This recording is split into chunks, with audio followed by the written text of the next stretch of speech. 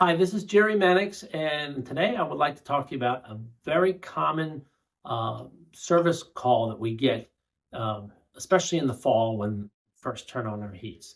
If you have a heat pump system, you also will usually have a backup heating element in there. And the purpose of the backup heating element is to provide heat and temper the air when you're on a defrost cycle. And it's also just like it sounds, it's your backup heating elements when the heat pump can't produce enough heat to heat your home.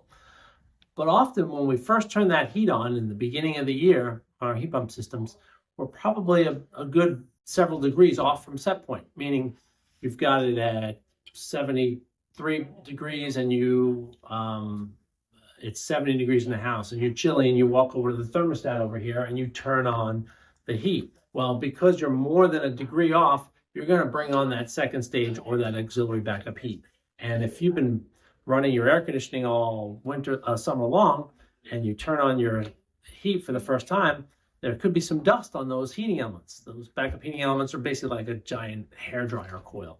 And when the heating element comes on and starts heating up, you're going to start smelling the dirt and debris that's on that heating element. Usually you'll have like a little bit of a burning smell, and then it goes away within a few minutes. But we often get calls, especially in the fall when people first turn on their heat, the first cold day, hey, I smell this burning smell.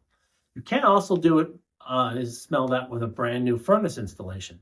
A lot of times the manufacturers of different furnaces will coat the heat exchangers with a thin type of oil so that they don't get any rust or anything like that, because some dealers keep their equipment in outdoor conditions or unconditioned space.